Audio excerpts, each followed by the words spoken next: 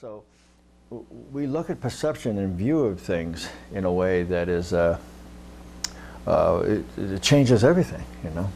Now, I've been talking to people about their past, you know, the thing about recapitulating, going back and letting go of the emotional states, these emotional events, these events that cause deep emotion, deep fear, deep anger, deep hurt, that we hold on to. As children, we didn't know how to let go of them.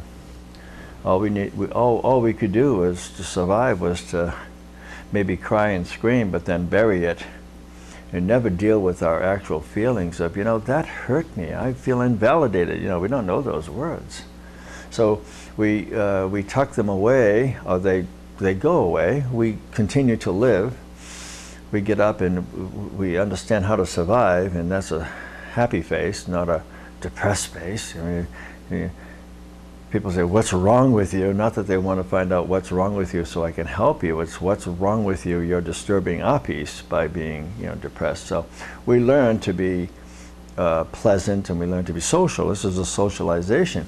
It's really what drives us crazy. It makes us nuts because we're not feeling that way. We have deep-seated feelings of being wounded, anger, or, you know, whatever the traumas that we went through. And what's really helpful is to recognize that they existed, to recognize that they happened, and to release them, you know. And so we say all of our work, you know, the foundation of the work. Without this, there is no work. It's only another religion. Well, we're not a religion, but it's another philosophy, another ideas, another book, another workshop. It's not real life, you know. Real life is about negative emotions. No, I mean, real life isn't about, it's not that you have to be negative to live a real life. It's like, in real life, there are negative emotions. And if you want to go ahead and deny that, then you do something called, you separate yourself from your heart. You separate yourself from your emotions. That gets harder and harder to do as you more and more deny their existence, you know. So the animal self is the self of survival, sexuality, power. I mean, it's food and sleep. They're all tied into there, but we're just dealing with the three we're talking about right now, the lower three centers, with their centers of consciousness, their ways of thinking. We have a natural survival instinct to protect our bodies. It's okay. That expands into protecting our egos, to protecting our sense of belonging, the group. We'll kill for our group. We'll kill for our nation, you know. And if the space beings come, we'll kill for our world. And all of that, of course, is justified in self-preservation. Often all of that gets to that place because we don't know how to negotiate, we don't know how to talk things out. Sometimes we have to go into war, I guess. I mean, I don't know, I figure all these wars that happen, I guess some of them were justified in the fact that, you know, the people have the right to protect themselves.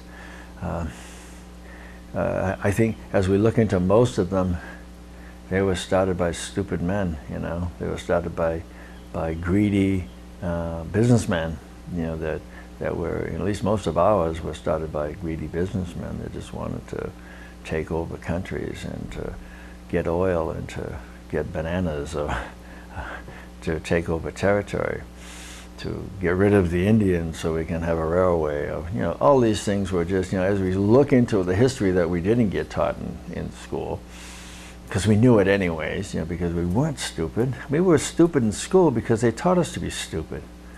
But, you know, even as you grow up and even a cursory look at things, you say, there's something wrong here, you know? There's something wrong with this, the way this was developed and stuff, you know, the way this thing happened, you know, and Davy Crocker and the Alamo, and all of these great things that were, you know, we taught us. You know, we know this. We knew it then. We got to be 16 or 17 or 18, and we started to read for ourselves. We figured out, oh, well, some of us, like I went took me a lot longer. I went to the Peace Corps and I started saying, oh, wow, that's not true.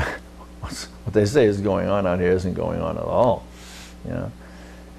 There's a whole other world out there, I mean, these people in abject poverty, I mean, it's like unbelievable that this can even be going on. And we go back to our crazy world where we're, fighting over whether we go to McDonald's or Arby's, for lunch and dinner. It's just insane, that's all. And in context, it's insane. It's pure insanity.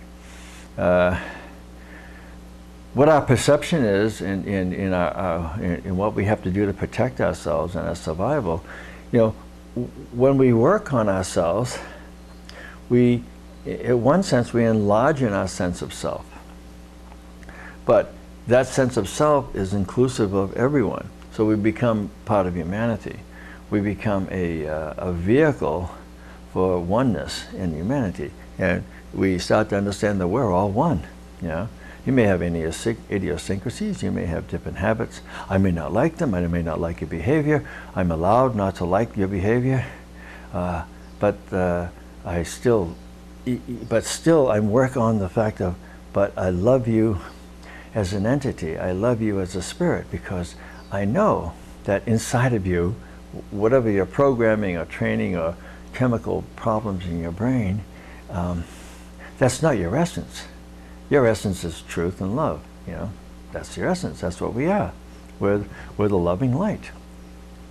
We all have it inside of us. It's not inside of us. It is the essence of us. We're the demonstration of it.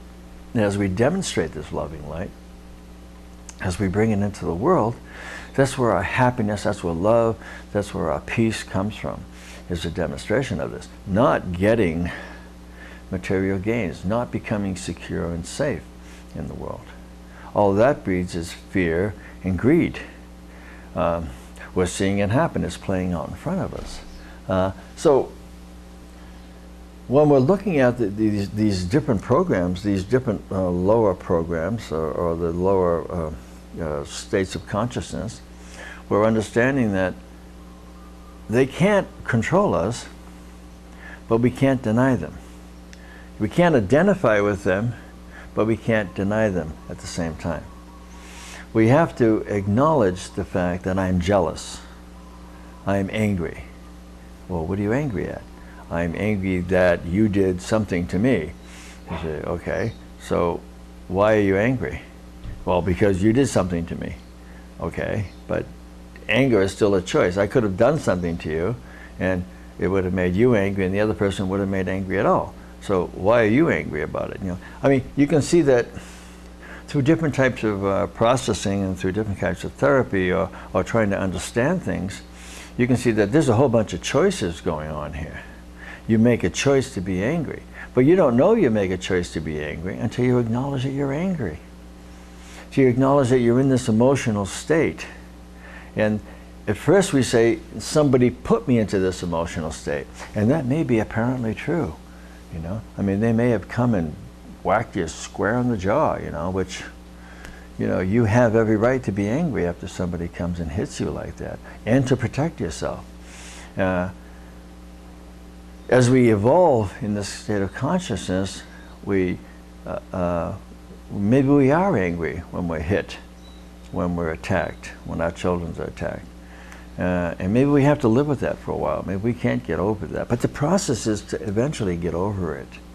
Not to get over it, but to get through it, to see it as a normal reaction to an affront. But we want to take control back over our lives, because that event is controlling our lives. We are still angry at an event that's in the past, Our process and our work is, how do you get straight about that? How do you get, when I say straight, is that there's a way you think, there's a way you feel, then there's a way you act, and there's a way you speak. So you think, you speak, you feel, and you're acting. So your behavior, the feelings that you have, the words that you use, and the thoughts that you use are in alignment.